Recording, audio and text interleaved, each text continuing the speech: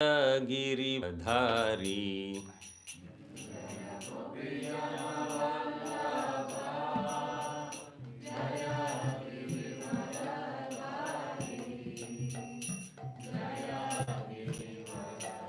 कृष्ण हरे कृष्ण कृष्ण कृष्ण हरे हरे हरे राम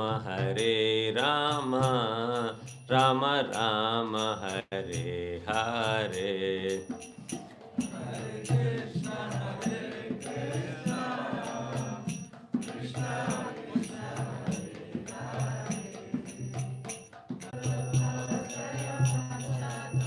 जय प्रभुपद मधव की जय जगन्नाथ बलदेव सुभद्रा की जय लड्डू गोपाल सुल्तान गोपाल की जय शिला प्रभुपाद की जय शिला गुरुदेव की जय निताय गौर प्रेमानंदे हरि हरि बोल all glories to the assembled devotees Hare Krishna all glories to the assembled devotees Hare Krishna all glories to the assembled devotees Hare Krishna all glories to the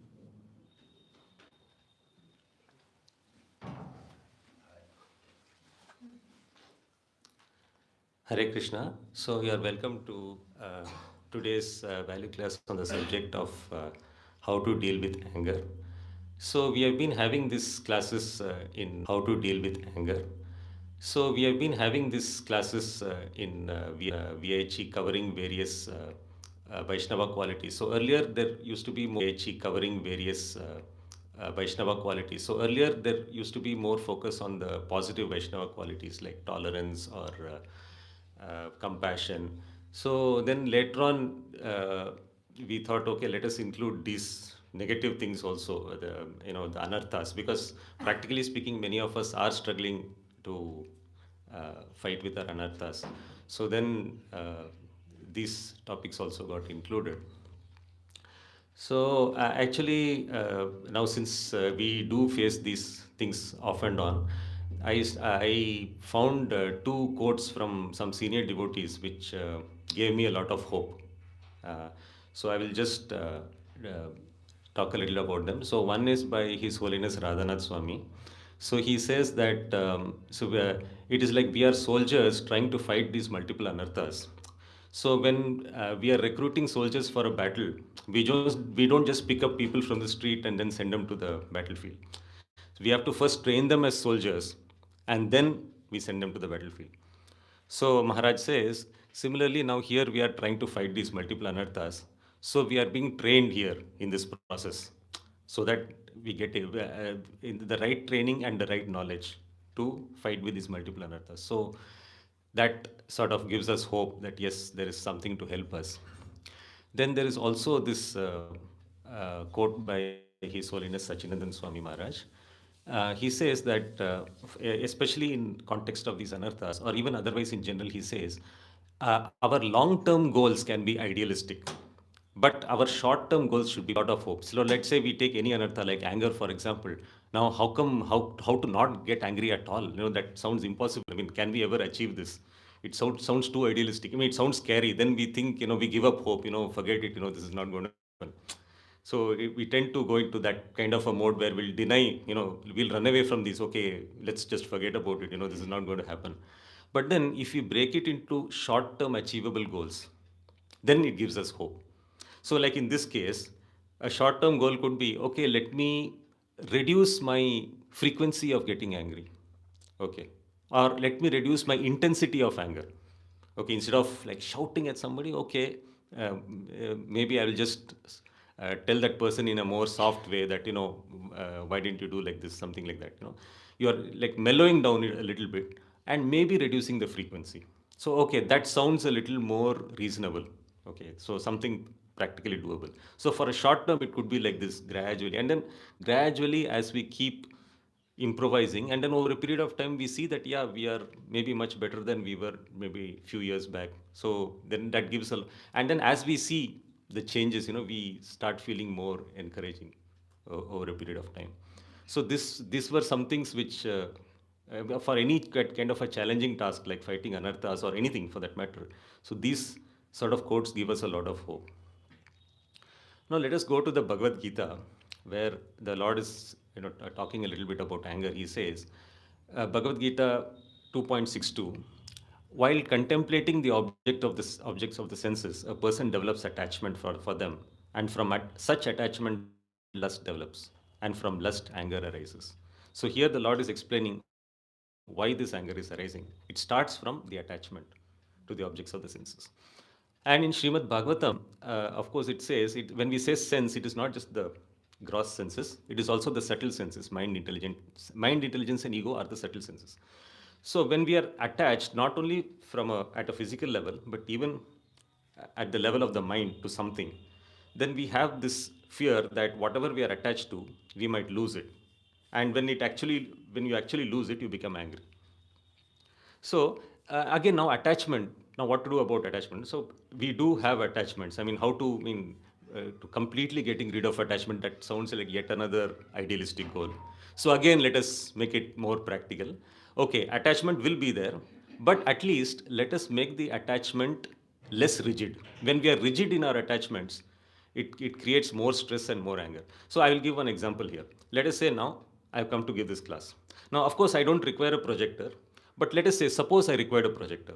And then I told the whoever devotee was responsible beforehand that I need a projector. And then I tell that devotee that my class is going to start at 7:45. I need a projector up and running at 7:45. When I tell this, that. Then I come and see that maybe the projector isn't working, and maybe the devotee has taken some time. Maybe there was a 15-20 minutes delay in bringing up the projector. Maybe there was a technical problem, or maybe there was no power, something. Then I get angry at that devotee. Oh, this devotee goofed up. I told him beforehand, and he didn't check the projector. So now what happened? I was rigid in my expectation and in my attachment that I have to have the projector sharp at 7:45. So then that devotee made let's say a 15 minutes delay, and then that irritated me. I mean, I may not show that anger outwardly, but internally I may think, this devotee goofed up. I told him beforehand I wanted the projector, and he doesn't have it ready. So internally that thing will be there. But let's say, suppose if I'm a little flexible, that okay, I want the projector, but okay, maybe due to some reason there is a technical issue. In the meanwhile, let me explain something without the projector. Let me start kirtan first, and after the kirtan, let me continue with at least some topics. Maybe I don't require the projector. I will start with those things first. Meanwhile, let the projector come up. So if I'm a little flexible, that okay, if there is no power, what to do? So many things can go wrong. So yes, so even if there is no power, okay, then in that case, okay, I could explain in this particular way. I mean, I'll have, maybe if I have thought about it, that if there is no power, there is nothing, this is how I can give the class, and then maybe later on I can share slides with the devotees for, if somebody wants further details. So if now of course I'm still attached, but here the attachment is less rigid now. If I have a rigid attachment that yes, the projector will be up at 7:45, and then I'll come and then I'll switch it on and then I'll start pakka, and then it doesn't happen, then I get angry. But yes, but if I still have the expectation that the projector should be up, but I'm not attached to it. Like I'm less attached. I'm less rigid. I say okay, it's okay, even if it is late. Maybe we'll do something else in the meanwhile. So that way, it becomes, of course, still some anger might happen. It's not that anger will go away, but at least the intensity will be less. The probability of getting anger will also reduce if we are a little more flexible in our attachment. But if we are rigid, then yeah. So let's say we could take so many examples. Like let's say, suppose we are living somewhere in a room, we are sharing accommodation with some devotees or somebody. Like now there could be some quarrel. I mean, who's going to use the bathroom first, or maybe should we have the fan off or not? Maybe one devotee wants the fan, one devotee doesn't want the fan. So maybe there could be some friction because of this. So again, maybe if the devotee is flexible, that okay, the other devotee wants the fan, okay, let me sleep a little away from the fan because I don't want the fan. Okay, or otherwise, okay, the other devotee wants to use the bathroom first. Okay, in the meanwhile, let me chant some rounds. I mean, I can do something else in the meanwhile, so that I can utilize my time efficiently. So that way you are less likely to now what the concept we are using here is that, see, Krishna says attachment is the root cause. From the attachment the anger arises, because from attachment lust, and from lust anger. So when you are attached, when your attachment is rigid, then you're more likely to get angry. But if your attachment is more flexible, okay, I still do have some attachment, but I'm not so fussy or so particular that it has to be in this particular way. See, there is a difference between having high expectation and having low expectation. rigid expectation. See, this doesn't mean that we shouldn't have high expectations. Of course, we can have high expectations that yes, things should be pakka. But if we are very rigid that it has to be in this particular way, and then it goes a little here and there, and we are attached to that rigidity, then we are more likely to get angry. So, make the attachment less rigid and more flexible. So then the chances of getting angry comes down. Okay, of course, this is at a philosophical level. Then the next step, from anger, what happens? Complete delusion. When Krishna says in the next shloka, and from delusion, bewilderment of memory, and from memory, when memory is bewildered, intelligence is lost, and then one falls down into the material pool again. So one after the other, it goes in that direction.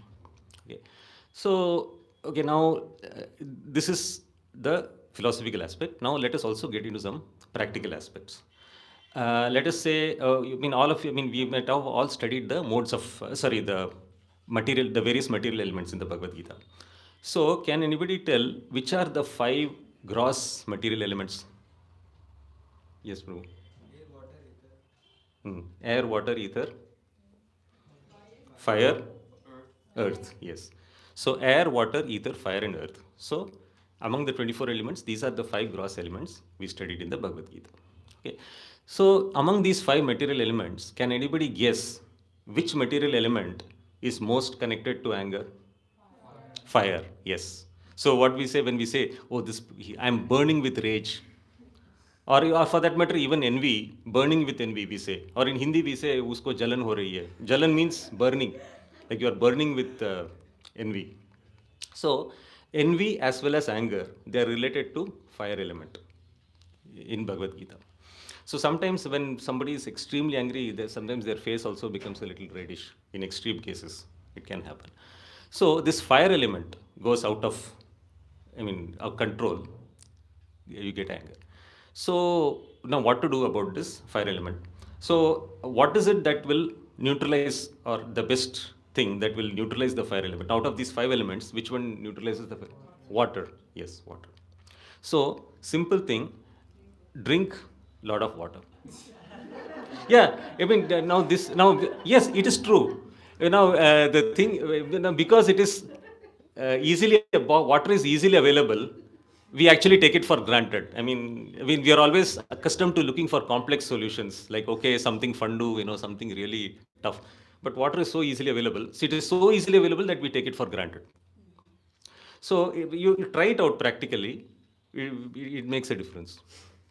Increase your intake of water. So whenever this fire element goes up, so the fire element can go up due to various reasons. It could be due to the kind of food that we take. So in Bhagavad Gita, we have studied the foods in the three modes of material nature.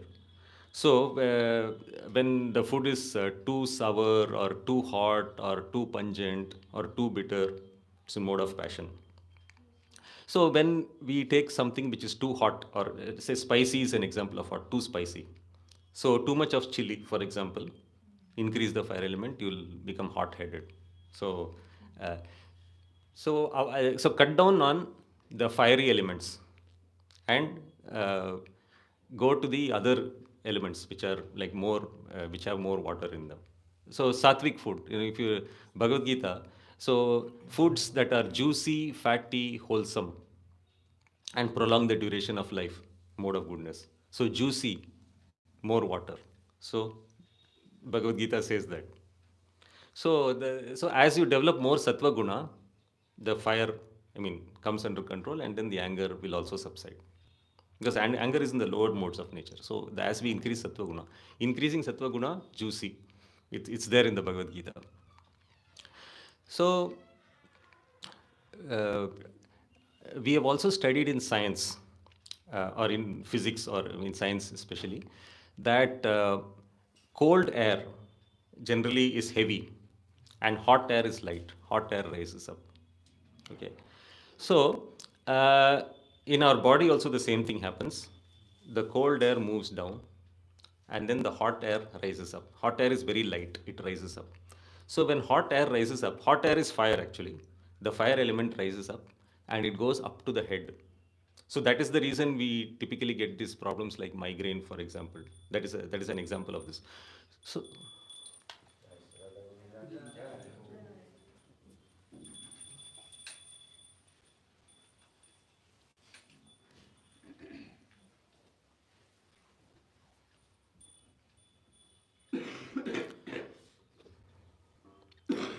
So the hot air rises up. So what we have to do is we have to do the reverse. You have to keep the head cool. Yes, bro. No, no. Oh, okay. Yeah. So you have to keep the head cool. When the hot air rises up to the head, you are more likely to get angry. So so you keep the head cool. So one way of keeping the head cool is you apply some oil which is cooling. Example, coconut oil, or it could be some Brahmi Amla oil, or there are some even in the temple bliss shop you do get some oils, hair oils. So when you apply the oil, you feel cool. Not only are you cool, you actually feel that you can focus better on what you are doing. Uh, because the excess heat, it not only creates anger, it Bhagavad Gita says, from anger, complete delusion, and from delusion, bewilderment of memory.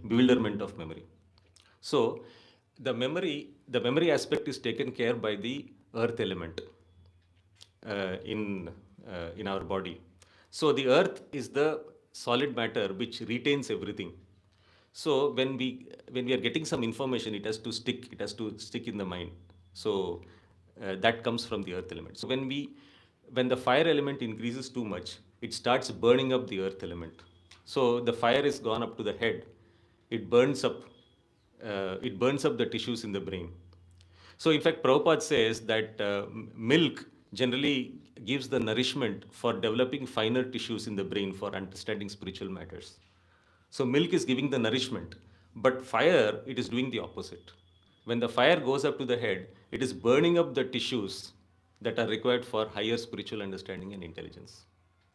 Fire is doing the opposite instead of nourishing. So, of course, excess fire. I mean, a certain amount of fire is anyway required for digestion and whatever. But if it is too much, so this is how we are losing the intelligence. So, complete from anger, complete delusion. From delusion, bewilderment of memory, and when memory is bewildered, intelligence is lost. So this is how it happens. The finer tissues that are required for for our intelligence, for building our intelligence, those finer tissues are burnt up by the excess fire. So keep the head cool. So whatever heat rises up, so the whatever coolant you are applying on the head, it will absorb the excess heat. And also when you are going out in the sun, see that now the sun is going to heat up the head. So in summer, of course, now it's not so hot, but suppose if it is hot, cover up your head to avoid the too much of heat.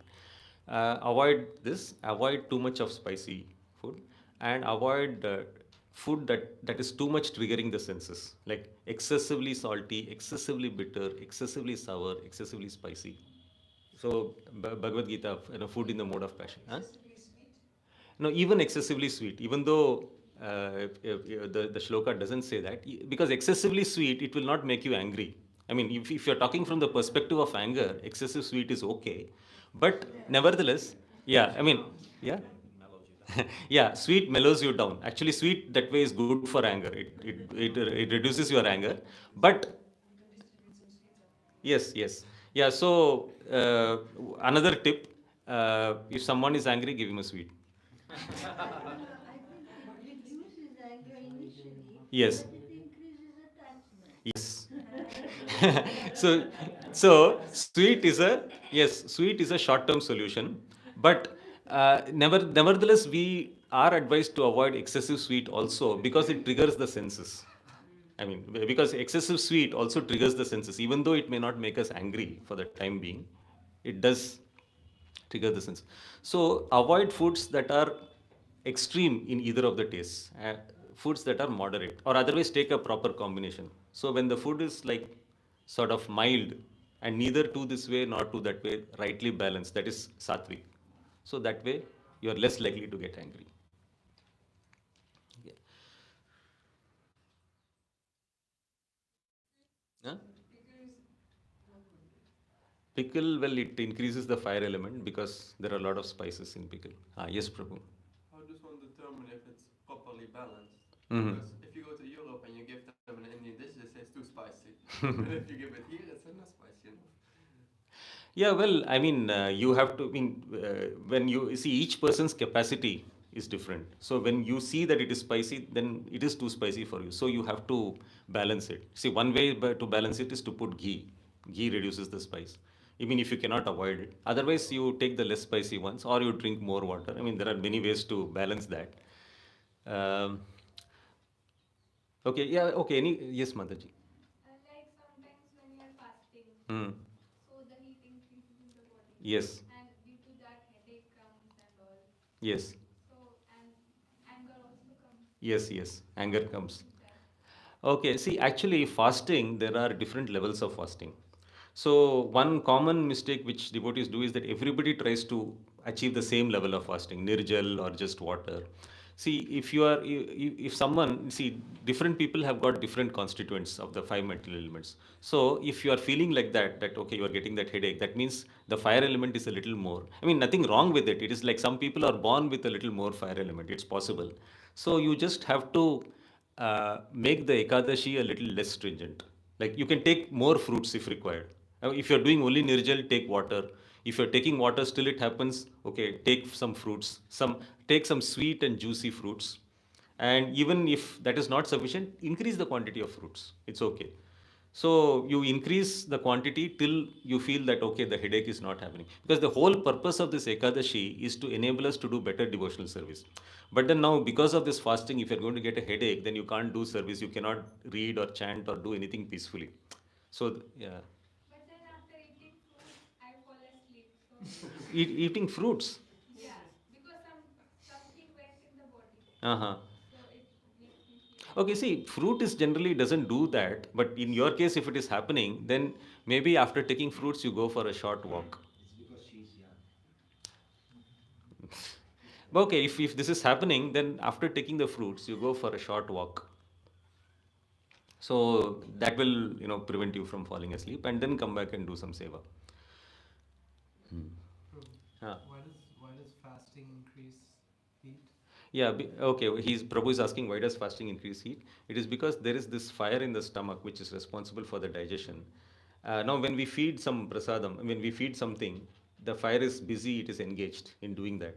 But when we are not doing that during Ekadashi, Mm. the fire it rises all up to the way up to the head, and then you get a headache or you get angry or whatever all these things happen. It's because of that. Okay, another thing important. Oh yeah, what I was saying. Thank you for bringing this up. See, because now this is one reason why I encourage a lot of questions, because now this has brought up this important point of Ekadashi where devotees do practically face this situation. So you practice Ekadashi at the level where it suits you. So it's not that everybody is doing nirjal and nirjal is the highest standard, so I must do nirjal. See, the whole purpose is to enable us to help us to do devotional service. Now if this headache is becoming an obstacle in performing devotional service, then you have to take steps to avoid the headache. Take more Ekadashi prasadam if required. uh, Not a problem, but you have to do good seva, or at least engage in good hearing and chanting. If you are not doing seva, then okay, the whole day in hearing and chanting, that is also good. But then if the headache is so severe, you cannot even focus on proper headache and chanting. I mean, sorry, you cannot even focus on proper chanting and hearing. So that is not serving the purpose. So you practice Ekadashi on the level where it is okay for you. So people who have the excess fire element, I mean, doing complete fast is generally not advisable. So now, again related to this, another aspect which can disturb the fire element is improper sleep. So generally, of course, it's a frequent habit where devotees they go to bed late and then they wake up early. This happens frequently due to various reasons. They have Some, huh? they have to. Yeah, have to do. So it becomes unavoidable. So try to go to bed early, if possible. So if we don't have sound sleep, then the fire inside, the heat inside increases, and we become more irritated. It's easier to get irritated when you are sleepy and you are not struggling to stay awake and you are struggling to focus on your day-to-day activities.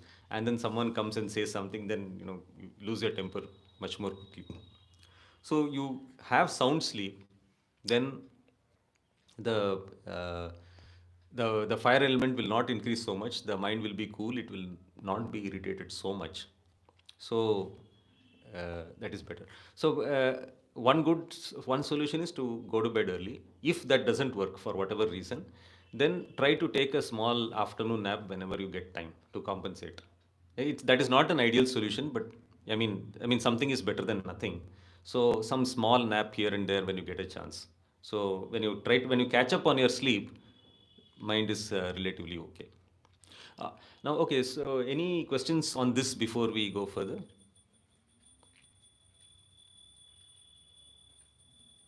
Okay. Yes, Prabhu. This seems that anger is subsidable, whatever it is, just with the body activities. It isn't coming from mind, and the more subtle things we don't talk about the reasons of why anger comes. We just take a shower and no, my anger goes away. It's so simple. Okay, so yeah, Prabhuji is asking a very good question. Like here we are talking purely at the gross level. So what about the mind and the intelligence? Does that not play a role at all? Okay, yes, actually the gross and the subtle aspects, they are closely related to each other. So one affects the other. So if we are in the platform of Mahatmas where we are not in the bodily platform at all, then these five material elements will not affect us at all. So irrespective of even if you take spice or even if you take anything, it will not matter. That still we will be properly situated in the transcendental platform. But since we are not in that platform, the gross and the subtle elements both are affecting each other constantly. The mind is affecting the body is affecting the mind. Both these elements, I mean, both these aspects are very closely affecting each other. So, I'll give one example. Subtle element, we are talking about mind, let us say. So now mind, now we have this tendency that the mind goes here and there. It is getting attached to various sense objects. So the mind getting distracted is, for example, is related to the air element.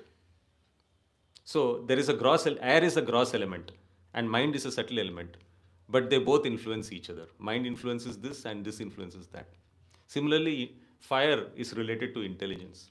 So again, both will influence each other. So because both, so we have to handle it at both the levels. Who was that? Dada! Sweets! Sweets! Sweets! Hmm.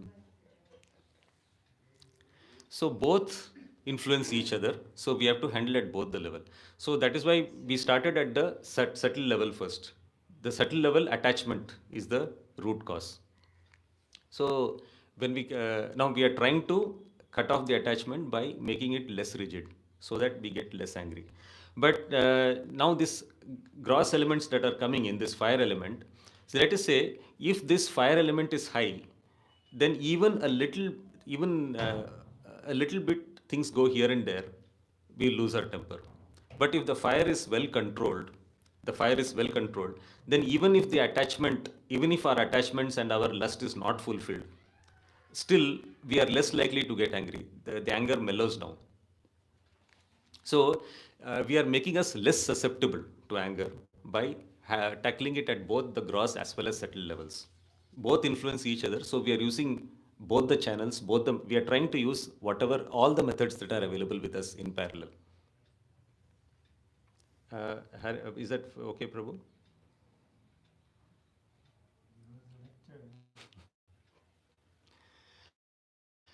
Yeah. I Yes. have a question, Hmm. like clarification more. Hmm. Like all these points that you mentioned Hmm. about the elements and Hmm. how to balance Hmm. them, Hmm. how they affect each other. Hmm. So it's actually the wisdom from the Vedas. Yes. Yes. It doesn't have, it's maybe not directly Bhakti Yoga, but it's still wisdom of Vedas. And if we follow, it is just, if I understand correctly, if we know it that in the first place, and then we apply it and in our lives and follow, then our life becomes regulated. Yes. It means it's sattva guna by default. Yes. And Yes. in sattva guna, if we live like this, and instead of all the holes of the body are illuminated with knowledge, Hmm. then there is no place of that anger and the lower qualities.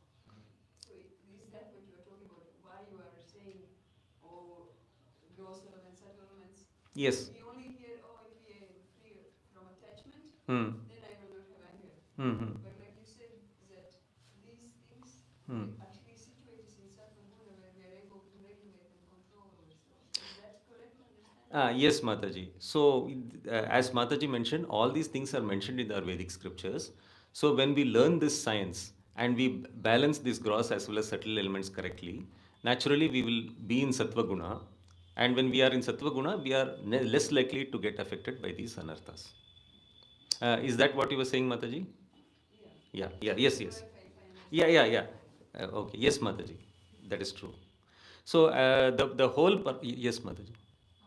You talk about how to control our anger, Hmm. but what about how to deal with someone who's angry at us? Okay, okay. What was the question? Okay, her question is that okay, she's like okay, so far we are discussing about how to control our anger, but how to deal with someone else who is angry with us.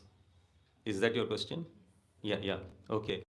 How to deal? See, when someone gets angry with us, again, it is natural that we also get angry at them. It happens. Like, I mean, we may not, even if we don't show it outwardly, we do get angry.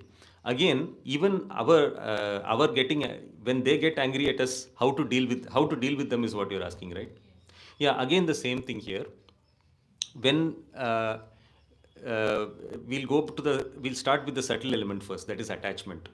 So anger arises out of attachment. So let us say now we are attached to this situation of someone not getting angry at us, and we are attached to the situation of everybody always talking good about us, everybody always glorifying us. So then when someone is getting angry with us, then our attachment is, it's broken there. So, that is the reason when the other person gets angry, we also get angry at the other person. Like, oh, how can this person get angry with me? Or we get upset. How can this happen? So now this is a very challenging thing. I mean, it's not so easy to just feel cool. Even when somebody is shouting at us. Of course, these things will still help, but here we can make our goals a little more practical. That okay, let's say someone gets angry at me. At that moment, I get upset, but at least my practical goal should be that I should not be dwelling on it. Like for the next 2 3 days, I'm thinking, oh, that person spoke to me like that. I'm feeling so bad. I'm getting upset and I'm getting offended. Now for the next 3 days or the next 1 week, if you're dwelling on it and it is disturbing our everything else, then that is a very bad state. So our next goal should be that okay, at that moment, to be realistic, okay, at that moment I'm getting upset, at that moment I'm getting feeling down. But my goal should be that at least immediate short term practical goal should be that I should come out of it quickly, as quickly as possible, so that I can resume my other things and I don't get unduly bogged down by that. So let us say if you're taking 3 days to come out of it, so then the practical goal should be like, okay, next time I should come out of it in just 2 days or maybe one day. So this becomes a little more realistic. So then again, we apply these same things, principles. So these things will keep our head cool. So when our head is cool, generally we tend to we tend to take things cool also, and we tend to come out of it, a little more easily also. Coming out of it is what I think she's referring to. So I mean, it is still very challenging, but still these same principles will apply. And because it is very challenging, we have to set our goals appropriately. The short-term goal is that okay, let me come out of it a little more quickly than I usually do.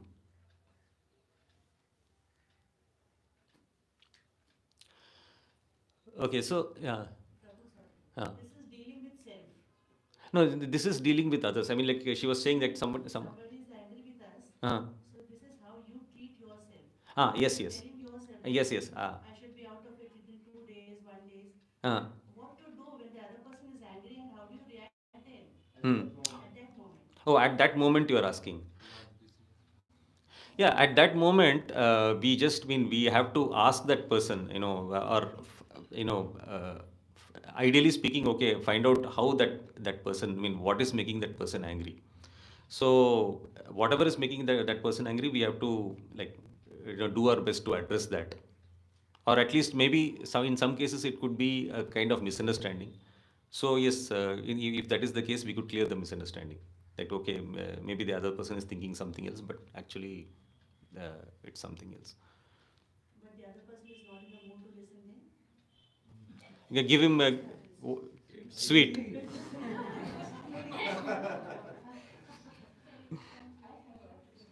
I mean, okay. Whatever I was telling some time back, it is more of an idealistic thing. But emergency purpose, sweet. A cup of water. Yeah, water. Yes. On the head. Put on hand. Shower hose. Huh? Hose. Water hose. I, You call it actually, yes, sweet has this property. It has the ability to reduce fire in the body.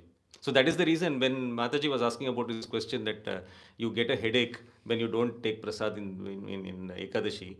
Generally, a sweet subsides the headache for this reason. Prabhu, practically, if somebody is shouting at you or Mm. like Mm. making angry mood, Mm. do you think I will offer that person listening and he or she will accept it? They'll just Mahaprasad. push it away or throw it away like that. Yes, Mataji. Another Mm. person is not Sweet angry is at another you. person. That's sweet. Mm. And Yeah. the one who One Let's thing try it. Next time. we can say Start if getting somebody sweet. is angry with us, Mm. the first thing is not to react with anger. Mm. The first thing is to control your own self and control your anger. Mm. Because fire is kindled by fire. Yes, yes. Fire is kindled by fire. Mm. And anger is triggered by anger. Mm. So one person gets Mm. angry, Mm. shouts at another one. Mm. The other one gets angry. Mm. And then there is a story in the Mahabharata like this, the personification of anger. Mm. The more you argue with a person who is angry, the Mm. more Yes, anger yes, grows. yes. Mm. And it grows on both the sides until they kill each other. Mm. You know. So if somebody gets angry at us, the first thing is to remain cool. Mm. So that art we have to learn that if someone is annoyed, angry, you Mm. have to immediately observe that if I react in the same way, Mm. it's only gonna get worse, you know, on both sides, and then it becomes uncontrollable. Mm. So, and actually, I have observed many, many times. Mm. Somebody comes Mm. with a completely angry mood, annoyed mood, and Mm. I keep totally cool, you know. And these cool vibes, Mm. they cool down the other person's anger Mm. gradually. So somebody gets angry, you just listen to them. Mm. You just keep quiet, Mm. listen, Mm. listen, listen, Mm. and on their own, Mm. it will come down. Mm. It will help. Mm. It will help the person if we keep cool. Mm. So that is the first solution. If somebody comes angry at you, is to Mm. keep extremely cool or run away. Yes, Mataji. So yes, fire is feeding the fire. So see, when the fire element, so as Mataji said, so we allow the person to talk for a while. Generally, when the fire element goes high, it increases the energy level. So that is the reason when you get angry, you are even ready to hit the person because suddenly there is a surge of energy and you want to release that energy, and then sometimes it ends up in violence because we want to release the energy, we end up hitting, doing something. So as Mataji said, if we allow the person to talk something, then as he's shouting more and more, his energy is getting dissipated, his energy is coming out, and at some point his energy level comes down and then he cools down. So I mean, the fire has a limit, it keeps coming out. At some point, this thing. This is, of course, if the other things are not working, as you said, if the other methods are not working. So, yeah, the other person, it's generally we have very, recognizing that fact that we have very limited control over other people. So, once we recognize that fact, we acknowledge that fact, then, as Mataji mentioned, that becomes the next step. That yes, okay, we control our reaction at least, and then, in fact, this reminds me, His Holiness Bhaktidir Damodar Maharaj in one of his Bhagavad Gita classes, he was saying that he was observing two people fighting with each other, and then he was just observing. He was, he maintained his cool, he maintained his sattva guna, and then he said that eventually, that because he was strongly situated in his sattva guna, that eventually affected the other two people, and then they also calmed down after a while. It's similar to what Mataji said. So, Yes, I. I had this experience many, many years ago. Mm. Many, many years ago, I was on Padayatra, Mm. and I was given the charge of publishing the Padayatra newsletter. Mm. And so the main writer for Mm. the Padayatra newsletter was the head of the Padayatra. Mhm. And so he used to write, Mm. and he was born in America. Mm. So he used to write very prolifically. He used to write long articles. Mm. And I was the English editor. Mhm. And I happened to be born in France. Mhm. So, but I knew English to sufficient extent. And he used to write sentences that were like one paragraph long. Mhm. And my main work in editing was cutting his paragraphs into sentences. And so when he would get the newsletter with the edited version, he would get red angry. And one time he was really, really upset. And my Guru Maharaj had come to visit the Padayatra. And I remember one morning that I was walking on one side of Maharaj and he was walking on the other side. And we were just like yelling at each other. Maharaj was in the middle, Mm. supremely cool, and so we cooled down. Even he was in the middle. I was like, we were like in a very angry mood and yelling at each other, actually, which was improper in the presence of Gurudev. But somehow or other, Maharaj was like so cool that in finally we actually cooled down. So it is true that the one who is situated in that sattva Mm. can influence Mhm. the surroundings. Mm. Yes. Mhm. So by our coolness, we are reducing the fire level of the other people. Yeah, this also if our depend. Yes, Mataji. Another different question. Oh, okay. Yeah. Uh, so when we talk about like balancing the fire or the coolness or something, it is not just at the gross level of drinking water. It is also at the subtle level that when we are strongly situated in a particular mode, then that mode will influence others. But if we are not strongly situated in our own mode, then we get influenced by the modes of others. So let's say we want to be influenced in Sattva Guna. We are strongly situated in Sattva Guna, then our Sattva Guna will influence others. But if our situation is a little weak and the others, their Rajogun or Tamagun is strong, that will influence us and we will get carried away by that.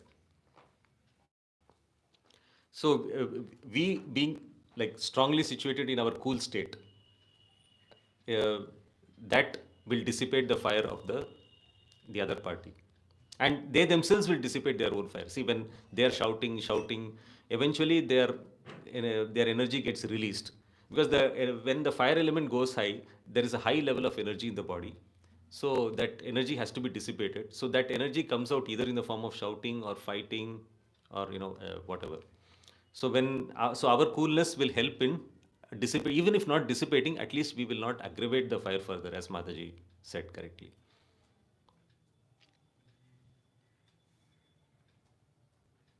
Okay, so now, okay, we have been talking about anger at yes, Mataji, you had a question, right? Yeah. I have a question. Because you sometimes in your talk today keep mentioning like even though externally we don't show, Mm. inside we are Mm. angry, Mm. so can be two sides, inside and outside. Mhm. And of course, we understand that outside anger we should Mhm. try to control because we make offenses like Mm. this. Mhm. But for our own progress in spiritual life, inside anger Mhm. should be also Mhm. controlled. Mm. So in this relation about inside and outside, I have a question. Mhm. Because Ayurvedically, Ayurveda very Mm. well. Mm. There are three types: Mm. Vata, Pitta, Kapha. Mhm. So Kapha externally is always cool. Yes. Now, even if they're burning inside with anger, outside is not really coming. And Vata is even if there's nothing much inside, but outside will come like a big drama, you know. Yes. So, and for outside people, when they observe, they say, "Oh, this person is really mad," but actually inside they don't feel anything. And for Kapha, say, "Oh, that person always cool," but inside they will be so upset and this and that. So, could you elaborate a little bit on this inside and outside, if you have time and desire? Okay, but time is not the problem. But this we might. My concern is we might go in a different direction. Okay, Uh, sorry. no. I mean, it's a good question actually, but we might end up going in another direction. If but maybe I'll separately. Yeah, after the class probably I will discuss with you about this. Yes. So, yes, so we were talking about this gross and the subtle elements. Now, let us also look at it from another perspective of devotional service. So, there are other ways. Let us say there is a particular service that uh, motivates you a lot exceptionally. Now this you have to do some introspection and find out, let's say, which is the service that is motivating you maximum. Like some people, one clue could be like, okay, what is it that first attracted us to Krishna consciousness? Was it the kirtan? Was it the philosophy? Was it the deities? Was it the prasadam? So based on that we could find out, or most of us will usually find out what is the service that motivates us the most. So if we can cultivate that, our abilities in that service, and then improve our abilities in that service, take some guidance from some people who are expert in that service, then that service gives us so much of satisfaction generally, that satisfaction level helps in quenching this fire. So if we are there are some devotees, for example, who are now learning this crochet from one Mataji, and then there are a couple of devotees who just love doing that, for the deities, make some things. And then when they and then that Mataji who was actually teaching that crochet, she was telling my wife that whenever she gets angry, she actually, thinks, okay, let me do some seva with that crochet for the deities. Then her anger subsides. And that Mataji actually has a tendency to get to lose her temper frequently. So then when she does that, her temper comes down. So that, because now how does that, no, so far we were discussing about fire element and this, and now suddenly we are talking about devotional service. So it is not that these are two different things, it's the same thing. That devotional service is giving you so much satisfaction. See, satisfaction gives you a certain level of coolness, calmness, and that calmness will reduce the fire of anger and fire of envy and fire of everything else. See, when anger and envy are closely interrelated, envy is also related to fire. So when why we get envious at the other person? Oh, see, that person has got so many things, I don't have that much, or maybe he has got good skills I don't have, or maybe you feel the other person has got something which you don't have. But then when you are so pakka situated in your own service, you are so happy, fulfilled doing the service that is close to your heart, then you don't have to feel envious about the other person. Okay, the other person is, great in some other seva, fine. This is my seva, I am good at it and I'm getting satisfaction out of it, and I'm doing it for the satisfaction of the deities, and I'm getting my satisfaction. So when you feel you are getting your quota of the satisfaction, you remain cool, so the envy reduces. When envy reduces, you are less likely to get anger also. Like you don't get upset so easily, because you know that you have something to really look forward to, the service which is close to your heart. So even with the right kind of seva, it can help us in dissipating anger. Now, so far we have been discussing about anger as an anartha, as a negative quality. But now, does this mean that devotees should never get angry? No. No. So that means devotees can get angry, or I mean, they can. No, but can anger? Okay, practically we do get angry even if we don't want to. But can anger also be a positive thing? Of course. Of course. How? If you use it in the service of Krishna. Okay, if we use it in the service of Krishna. Okay, so here His Holiness Radhanath Swami and many devotees give this example of Hanuman getting angry. So, yes, I mean, in his anger, he burnt down Lanka. When he went to when they set fire to his tail, he did that. So, and even in the Mahabharata, the Pandavas, they were the devotees, and there in Mahabharata there are many incidents where Arjuna, in the beginning, Krishna he preached to Arjuna in order to make him fight. But even after that, even when the war was actually going on, Krishna observed in many circumstances that Arjuna was not fighting so vigorously enough, like because there were elders on the other side and his own cousins were on the other side, and then he always used to think, oh, why am I fighting, that thing keeps to keep at the corner of his mind, that thought was still lingering around. So he was, when sometimes when felt Krishna felt that Arjuna was not fighting so vigorously, so Krishna used to trigger Arjuna's anger. He used to say, you see these people, they insulted your wife, and then they killed Abhimanyu mercilessly. Actually, what happened in the Mahabharata war was that Abhimanyu was a small young boy, and he was surrounded by various Kaurava warriors, and then they cornered him, and they broke the rules of the war, the dharma, the Kshatriya dharma of the war, and then they pounced upon him. So that was totally adharmic. And then Krishna is telling Arjuna, see, this is the way they slaughtered your own son, by breaking the code of dharma, and then you are, showing compassion on these people. Then Arjuna used to get angry, and then he used to fight vigorously, because at that time the anger was required to for the fighting. So there are similarly, even Duryodhana used to do something similar. Like when he felt that Dronacharya was not fighting so vigorously, then he used to taunt Dronacharya. I know you are not fighting properly because the Pandavas are your favorite students and you are showing partiality towards them. See, what did you do today? I mean, we hardly achieved anything today in the war. Something like that. He used to make sarcastic comments. And then Dronacharya used to say, how dare you say like that? Sit, now I'll show you how I can fight. Then Dronacharya used to become vigorous.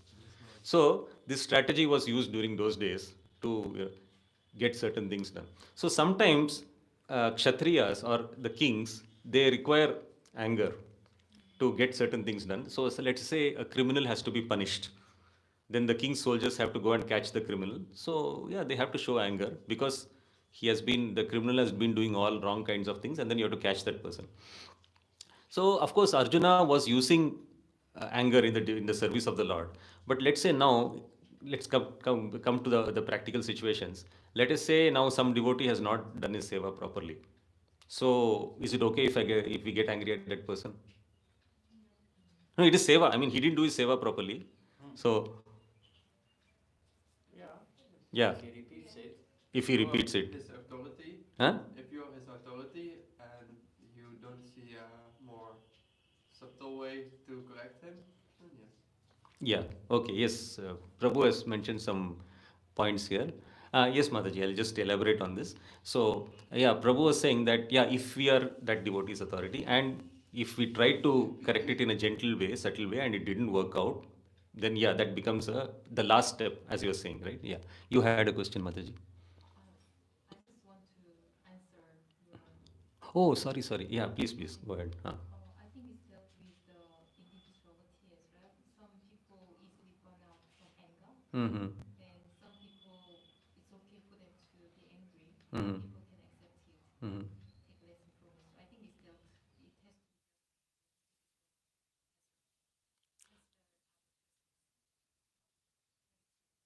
Okay, depending on the nature of the other person. Okay, yes, yes. So some people, depending on how they take it, you're saying. Okay, okay. Yes, Mataji. Generally, it is discouraging. Yeah. Generally, it is discouraging. Mm-hmm. I think one way better to do it is just to teach that person again or ask them why, Mm-hmm. to ask them what obstacles they are having. Mm-hmm. Yes, Mataji.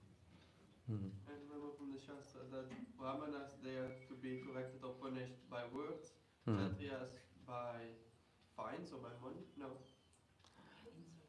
sorry, by insult. By insult, Otherwise, Vaishyas by.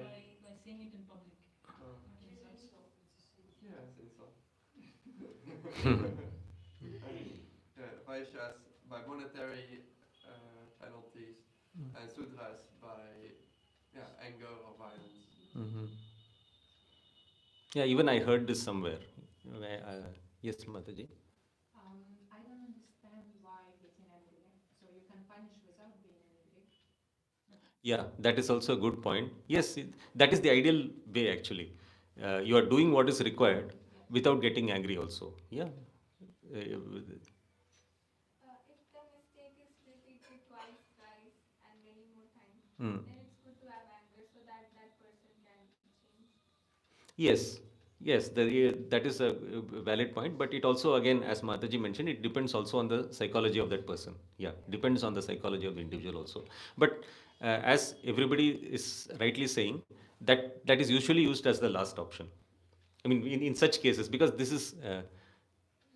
Yes, Prabhu, you wanted to say something. Please Yeah, continue. yeah, because that is used as a last option generally, because these are like simpler and more sattvic kind of activities. But now, let's say fighting in the battlefield, that is like it's like a more rajasic activity. So there, the anger becomes the fuel for the person to fight, because you need a high energy level to fight, and the anger gives the energy. So there, Krishna used to use this as a tool to make Arjuna fight.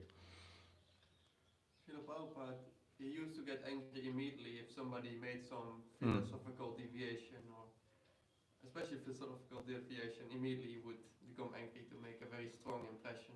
Mm-hmm. Yes. So, yeah, Prabhupada used anger efficiently. So now here, okay, now this kind of situations, we generally try to examine our own motive.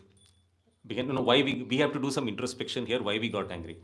If it is purely related to the seva, and maybe other people are getting inconvenienced because of that, that okay, this because of this particular circumstances, this inconveniences happen to certain people.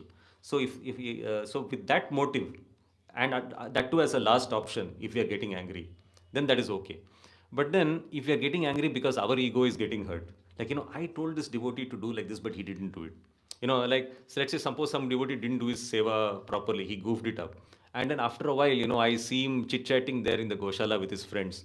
And then I'm thinking, first of all, he didn't do his seva properly, and then he's happily chit chatting with his friend there. He doesn't have the right to be happy. He should be ashamed. He should feel bad about it. So let me go there and give him a piece of my mind. Suppose, this. No, I may not do it outwardly, but internally I might think, so then, so now this is my ego. Like, because I'm thinking that that person doesn't have the right to chit chat happily with his friend just because he didn't do this seva. Who am I to, be the controller, to decide whether that person should feel, if, who am I to decide that person has no right to feel happy? So here I am trying to be the controller. So most of the time anger arises out of this. So if it now here we have to do introspection within ourselves. See, no third person will be able to tell us that no, your anger is because of this. No, we have to introspect and see whether it is for, are we getting angry because our ego is getting hurt, or are we getting angry, or is our anger for the purpose of helping others? Maybe if this particular thing didn't happen properly, then maybe other devotees or other people are getting affected, and because of that we are getting angry. So we have to do that introspection and see. Usually it will be a mixture of both. It's not that it is this extreme or that extreme. So we are not like pure devotees, and at the same time we are not like so bad also. Usually most of us are in between. So we have to see where we are falling, and then gradually proceed in the right direction. Prabhupada never got angry. Like I read in Leelamrit, Mm. he just tried to solve the problem in a different way. And also he, at some moments, there's a chapter called Threat Against His Law. He Mm. never like got angry. He just said this is wrong. We should Mm. not do this. Then he formed GBC. Then he did all the things. So we should not say he's angry with these things. He's just trying to solve these problems in a different way. And he's a pure devotee. So Yeah, maybe, but there were some situations where Prabhupada used to get angry, not in these situations. yeah. There were some situations where, especially as Prabhu said, philosophical deviations he would never tolerate. In fact, there was a situation where somebody, they were equating Prabhupada with God. They're Mm-hmm. saying, and Prabhupada got really angry. Yeah. So, That's true. yeah. But we should not like think, okay, just because he's getting angry, we should also become. We should Ah, also exactly. learn those things which Yeah, he's. the circumstances, and most probably, and most importantly, the motive. See, Prabhupada was not getting angry to satisfy his own ego, or because this devotee didn't listen to me or something. It was because of the situation where the devotee either made a serious deviation, which would have a big effect on the other devotees, on the movement. Most importantly, he was concerned about the movement and the devotees. So if he felt that okay, these things were impacting seriously, so from that perspective he had to pitch in. But if we are getting when we have to examine our own motive. Okay, why did we feel angry? And then we change our motive accordingly. You can get angry like when the devotees or guru or Lord is being blasphemed. Yeah, yes, Prabhu. So that is again anger in the service of the Lord. So a senior devotee is getting blasphemed, or the Lord is getting, or the scriptures are getting blasphemed, or the Lord is getting blasphemed. Yes, the devotee gets angry. That is a natural. That is not his ego is because of his ego has been hurt. No, okay, very good question. See, Prabhu is asking, like, okay, the Lord is getting blasphemed, and let's say the devotee gets angry. Is it his ego or something? See, now, let us say the devotee, his devotion means like you are glorifying the Lord. You feel the Lord is so glorious, the Lord is so great, you are meditating on the great qualities of the Lord. And at that time, somebody is blaspheming such a great personality, then you get angry. Now if that, again, you have to examine your motive. If that is the motive, then this anger is actually devotional service. But now if it is, this can also be egoistic. You may think, I am a devotee of Krishna. Now how dare you get angry with Krishna? Why? Because I am a devotee of Krishna, I am worshipping him, how can him? This is also egoistic. Like, or it is like this, just because I, let's say tomorrow I change my mind, I decide to worship someone else, and then you should not get angry with that other person. Why? Because I am worshiping, no, I am worshiping. So that is also ego. But uh, we are genuinely glorifying the Lord, and then such a glorious person somebody is blaspheming, we can't tolerate the blasphemy towards that glorious person. Then that is, that kind of anger, yeah, that is the right mood of a devotee. Yes, true. In the second case, where indeed, as you say, it's due to the ego, Hmm. but this ego, because you identify yourself as a devotee of the Lord, Hmm. is not the false ego. Mm-hmm.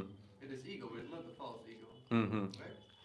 Well, but see, yeah, it is not the false ego that, yeah, I mean, I am a devotee of the Lord, that is our, constitutional position. But then, just because I have taken it up, you know, let's say I have taken up this process, so how dare you, criticize this process just because I have taken it up? It's not that the question of me taking it up, or the question of someone taking it up. Okay, we are convinced that this process is bona fide, and then this bona fide process, if somebody is blaspheming, then yes, we get angry. But just because we have this hidden ego sometimes that I have taken up this process, so this should be the greatest. Everybody should still, because here is where the Maya will play a trick. Yeah, you are a devotee of the Lord, and this person is blaspheming. Uh, you should get back at him. It's very subtle. We have to do that introspection and see. It's not that it happens all the time. It could happen. Like, just because I have done I am taking up something. I used to have this kind of quarrels here with my relatives and all. It happened to me. I'm telling this from my own experience. When I came to this movement, I got so excited by the philosophy, by this, that, wonderful something. And somebody will say, you ISKCON, they're just brainwashing people. I used to get angry. And I'll honestly tell you, it was my ego. And then at that time, I was thinking, see, I'm such a great devotee. Somebody is blaspheming devotees, and I'm feeling angry. Yes, I'm advancing. I used to think like that. Now I've realized it was my ego. I was a fool at that time. Now I'm realizing, no, it was my ego. Why? Because I have joined ISKCON. How come these people can blaspheme ISKCON? Just because it was my, now I've realized at that time I was trying to satisfy my own ego. See, over a period of time, we get these kind of realizations, like where we went wrong, and then we keep correcting ourselves. Uh, Time is up, or it's like, I think, 5 minutes to 9. Uh, I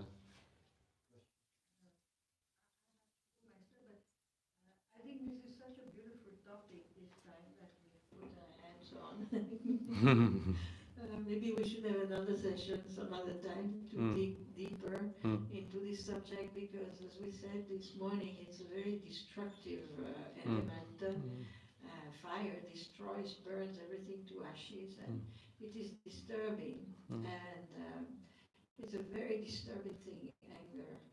So if we could talk more about it, so we can, as you say, introspect and try to get a real direct benefit for us, for our own self in our own life, not just superficially, intellectually understand what you're saying, which is, by the way, very wonderful, connected to Ayurveda and all the elements and this and that. Very, very wonderful. Um, so I would request more session on this, so that we can actually get a very practical benefit on it, and we can all do our own homework. Because who doesn't get angry? It's very difficult. That sometimes the situations are such that we get irritated. So that's my request, that we spend more time on it. Yes. And thank you very much for the presentation. It's very good. And thank you for all the contributions of all the devotees. And you can understand how lively the class was today, because everybody's concerned. In some classes you say, any questions? No questions. But today, questions, comments, everybody's active, because everyone has this fire inside that's burning and destroying one's life, actually. We destroy our own life. And anger will also make us sick. You can also tell us that another time, how it will affect the inner organs, and how it will actually destroy our own physical body and mental body and everything. It is destruction. Yes, Mataji. It is destruction. So, yeah, thank you so much. Yes, Mataji. Yeah, and I thank the devotees for the enthusiastic participation. The reason I always encourage questions is because there is some point which I might forget to mention, and somebody's question usually ends up covering that point. So when I answer that question, that point usually gets covered. Like Mataji asked about Ekadashi, Madhuri Leela Mataji asked about Ekadashi. So yeah, that is a practical situation which devotees frequently face. So many such aspects get covered when devotees ask important questions. Yeah, thank you. Thank you, everybody. Srila Prabhupada Ki ki jai. jai. Shri Radha Govinda Dev ki jai. Jai.